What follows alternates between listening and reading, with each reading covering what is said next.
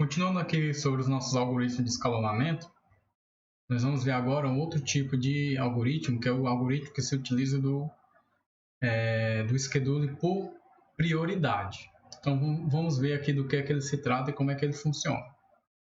Então o que acontece? Quando a gente fala de algoritmo por prioridade, ele diz que cada processo que vai entrar naquela fila de escalonamento para ser alocado recurso na CPU, ele vai receber um nível de prioridade.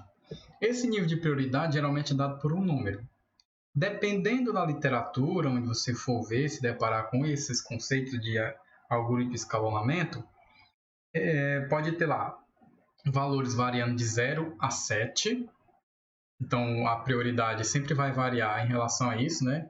De 0 a 7 ou de 0 a 4095. De 0 a 4095. 4095. Então, os números vão variar aqui. E também vai depender, às vezes ela vai considerar, por exemplo, o maior número é a maior prioridade, ou o maior número é a menor prioridade. Sempre, por exemplo, aqui de 0. Se eu fosse considerar que o maior número fosse a maior prioridade, se eu tivesse um processo com prioridade lá 7, então ele estaria primeiramente alocado para ser executado em um dos primeiros processos. Se ele tivesse com prioridade 0, esse seria um dos últimos. Mas, geralmente, a gente vai adotar aqui quanto menor o número, maior a prioridade. Se o processo for 1, ele tem maior prioridade que um processo com 7, beleza? A mesma coisa com os outros. Dependendo aí, vai depender desses conceitos, vai depender da literatura, do autor onde você está lendo. Mas, nesse material, a gente vai usar essa característica. Então, a CPU aloca para o processo a maior prioridade. Então, ele vai determinar a partir de um número, nós vamos ter uma terceira coluna, além do tempo de execução, dos ciclos, dos picos de CPU, nós vamos ter aí algo relacionado ao valor numérico desses processos, a prioridade deles. Então, nós temos aqui uma ilustração de como é que funcionaria um processo ou um algoritmo de escalonamento por prioridade. Nós temos aqui 5 processos, P1 ao P5. Nós temos aqui a duração do pico de CPU, quanto é que ele vai ficar executando, utilizando do recurso da CPU. E nós temos agora uma terceira coluna, que é a prioridade. A prioridade aqui, lembrando que nós vamos adotar o quanto menor o número, maior a prioridade. Então, essa prioridade aqui, essa coluna vai ditar. Por exemplo, desses 5 processos, qual é o que vai ter a maior prioridade possível aqui para se executar? O primeiro de todos aqui vai ser o 1. O processo P2, aliás, com prioridade de 1 e ciclo de duração do pico da CPU de 1 também. O segundo que viria a ser executado, lembrando que ele vai estar em uma fila e ele pode estar utilizando alguns outros algoritmos para também executar. Se eu tivesse aqui 2 valores iguais, de P1, P2 ou P4, com o mesmo nível de prioridade que pode acontecer, então eles se alocariam quem tiver primeiro e executar. O critério seria esse. O segundo processo que vai executar aqui, levando em conta a nossa prioridade, seria o processo P5. O terceiro seria executado seria o processo P1, aliás.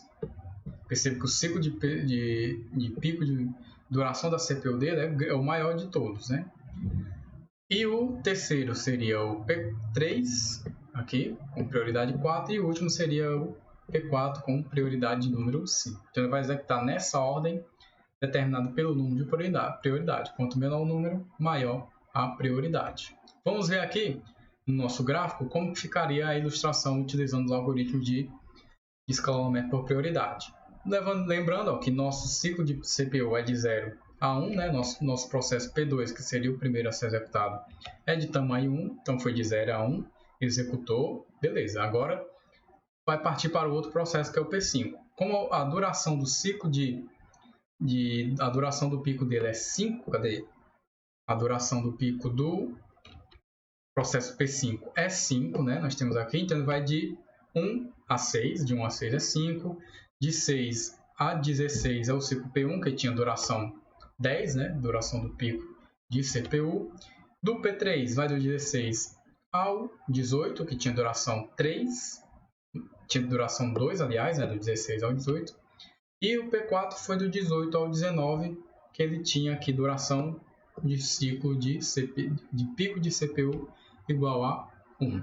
Fazendo a média aqui, nós teríamos 1, 6, aí fazendo a média de todos esses processos, nós teríamos aí 8,2 medidas de tempo. Aqui ele leva em consideração, no autor, no Silver Charts, milissegundos, mas aí poderia ser uma medida de tempo qualquer. Então, o tempo médio de espera nesse algoritmo de escalonamento por prioridade ficaria em torno de 8,2 milissegundos. Essa é a medida de tempo que ele tem. Então, lembrando que esse é o algoritmo aqui de escalonamento por prioridade. Ele vai dar prioridade para cada um dos processos. E quais são os conceitos ainda relacionados a ele? Ele pode ser executado com preempção e com não preempção também. O que é que acontece? Não preemptivo, né, que não tem preempção, é que ele vai pegar e executar aquele processo até que ele acabe, independentemente do tamanho dele, sem nenhuma interrupção. E com preempção ele pode ir interrompendo aí ao longo do tempo e limita a quantidade de tempo que ele tem de CPU para ser executado. Então, se o processo for muito grande, ele divide isso, limite lá um tempo. Mas o algoritmo de escalonamento por prioridade, ele tem um problema que a gente chama de problema de starvation, né? Ou morrer de fome, porque pode ocorrer que um processo esteja na fila e ele nunca tenha uma prioridade, um tamanho de prioridade, um número de prioridade suficiente para vir executar. Sempre terá um processo na frente dele com prioridades maiores. E o que acontece é justamente ficar com aquele processo, ele vai morrer de fome, vai literalmente ficar aquela fila eternamente, sem que ele nunca venha a ser executado. Então, o processo de baixa prioridade pode nunca ser executado, causando esse problema de starvation ou bloqueio indefinido. É um problema muito conhecido aí em algoritmos, quando a gente fala algoritmo de tratamento de escalonamento de CPU, de entrada e saída, acontece com bastante frequência, é muito comum na literatura. Uma solução para resolver o problema de starvation é o que chama de envelhecimento. O envelhecimento é o quê? Todo processo ele vai ter um ciclo de vida. Todo processo que está naquela fila, ele vai amadurecendo até chegar a um ponto que ele tem que executar, para ele não ficar eternamente lá em espera, em starvation. Então, à medida que o tempo passa, a prioridade do processo aumenta. Então, ele não vai ficar sempre com aquele mesmo número de prioridade. Por exemplo, esses números de prioridade aqui, eles vão... Se o algoritmo aqui o processo está com 5, aí passou 10 milissegundos, ele vai para 4, ele vai para 3, ele vai para 2, ele vai para 1, até que ele tenha um nível de prioridade suficiente para que venha a ser executado, sem que fique indefinido lá na fila eternamente, causando o starvation. Então, essa é uma das soluções aí para resolver esse problema de starvation nos algoritmos de escalonamento. Ainda nos algoritmos de escalonamento, nós vamos ver agora o Rounding Robin, que é um algoritmo muito comum e muito clássico quando a gente fala de escalonamento de processos em CPU. Bom, nesse algoritmo de Rounding Robin, né, que é um algoritmo aí de escalonamento de processos de CPU, o que é que acontece? Como é que ele funciona? Cada processo recebe o que a gente chama uma pequena quantidade de tempo de CPU. Pequena quantidade de tempo de CPU que nós damos o nome de quantum, tá? Então, fixem esse termo que ele vai ser bastante frequente ao longo das próximas aulas. Então, o quantum é uma pequena quantidade de tempo de CPU. Geralmente, nos sistemas modernos, ela gira em torno de 10 a 100 milissegundos. Então, o quantum gira em torno desse valor aqui. Dependendo da arquitetura, de onde é utilizado o sistema operacional, qual o intuito dele, esses valores podem variar, mas em nossos sistemas operacionais comuns, ele gira em torno disso. Windows, Linux, as várias versões do Linux, né, várias distribuições e macOS. Depois que esse tempo se esgota, né, o processo é interrompido e inserido na fila de prontos. Quando um processo termina de executar, só que o tempo de duração dele era maior que o quanto, então ele vai ser dividido. Ele vai ser dividido e volta lá para o final da fila. Todo processo novo, ele vai sendo acrescentado ao final da fila de prontos, aquela fila FIFO que nós temos lá aguardando os processos serem alocados aí pelo escalonador. O processo era grande, não terminou, terminou ainda, era maior do que a quantidade de tempo, né, do quanto, de 10 assim, milissegundos, então ele vai para o final da fila e posteriormente ele volta a ser executado o restante que falta. Vamos ver ele funcionando aqui. Ó. Nós temos 3 processos, P1, P2 e P3, e a duração do pico de CPU do P1 é 24, do P2 é 3 e do P3 é 3, relacionados aqui milissegundos. Então nós temos essa quantidade de milissegundos aqui. O quanto dele a gente vai definir que é 3 milissegundos. Então vamos ver como é que ele ficaria aqui no gráfico. O P1, como ele é 24 milissegundos e meu quanto é 3, o que é que vai acontecer? Como ele está aí, vai ser o primeiro processo a entrar, então ele vai executar aqui de 0 a 4, vai executar aqui a quantidade de quanto que ele foi alocado e foi cortado. Faltam ainda aí mais 20 milissegundos ou 23 milissegundos para ele executar. Só que agora ele vai pular para o P3, que ele tem de 4 a 7, que são o quê? P3 não, P2. Ele tem 3 milissegundos e o quanto é de 3 milissegundos. Então, esse processo P2 ele já vai acabar aqui. A mesma coisa ele vai fazer e pular para o P3, que também tem 3 milissegundos, e ele já vai acabar. O restante do tempo do escalonamento e do tempo de CPU que vai ser alocado vai ser dividido na quantidade de quantos que ele tem que ser executado. Então, vai lá, executou o P2, que tinha 3, o P3, que tinha 3 também, e todo o restante aqui vai ser executado de forma a alocar 3 em 3 quantos até chegar ao final aqui do meu algoritmo de escalonamento. Então, o Round Robin funciona assim. Ele, aqui é o que a gente chama, isso parece com o quê? Aqueles conceitos de preempção. Aquele é um algoritmo preemptivo. Por quê?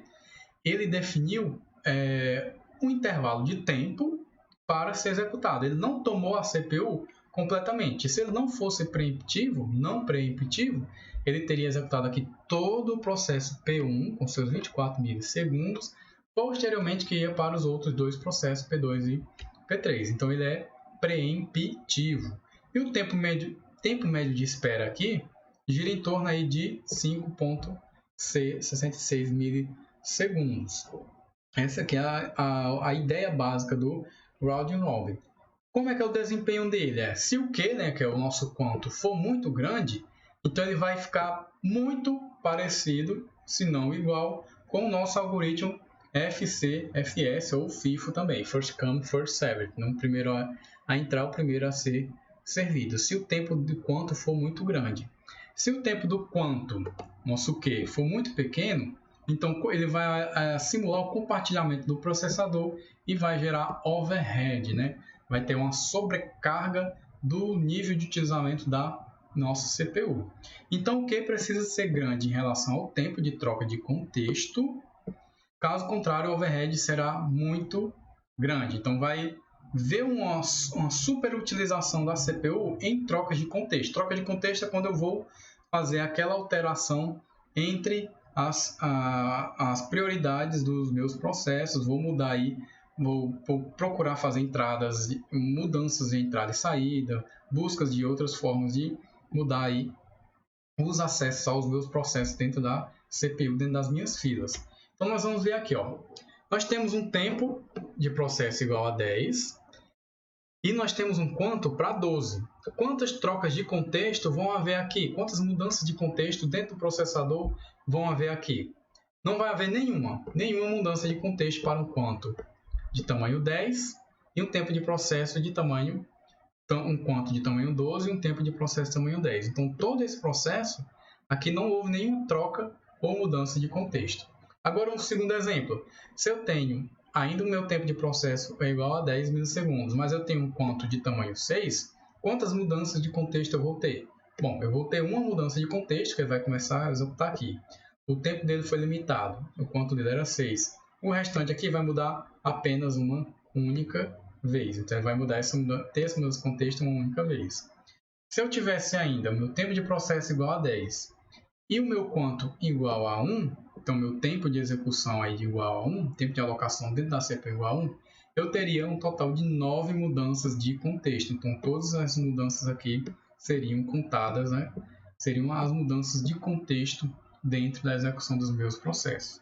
Então percebam, dependendo do tamanho do quanto de tempo, em relação ao tamanho do meu processo, eu vou ter um valor crescente de mudanças de contexto que podem causar o overhead do processador. Esse gráfico aqui ilustra justamente isso. Eu tenho meu tempo aqui de turnaround, né, só para a gente relembrar, ver lá o que significa o tempo de turnaround. Está aqui, ó. É a quantidade necessária de tempo para executar um processo, desde quando ele entra na execução da CPU até a finalização dele. Então, o tempo de turnaround vai mudar justamente, ele vai ser grande ou pequeno, levando em conta aí o tamanho do quanto de tempo que ele vai ter alocado. Então, esse gráfico ilustra isso. Meu tempo de turnaround aqui, o tempo médio de turnaround, vai ser alterado de acordo com a quantidade de quantos que eu alocar. Se eu tiver de 1 a 2 quantos para essa questão desse processo relacionado a esse tempo, eu vou ter uma variação aí bastante expressiva em relação ao quanto de tempo que ele vai fazer. E esse turnaround aqui é justamente o que a gente quer manter valores mínimos do tempo de turnaround. Então é uma questão bastante importante em relação ao algoritmo de round robin, beleza? Essa é a última parte. Depois nós temos aí uma continuação do restante do capítulo e até a próxima aula.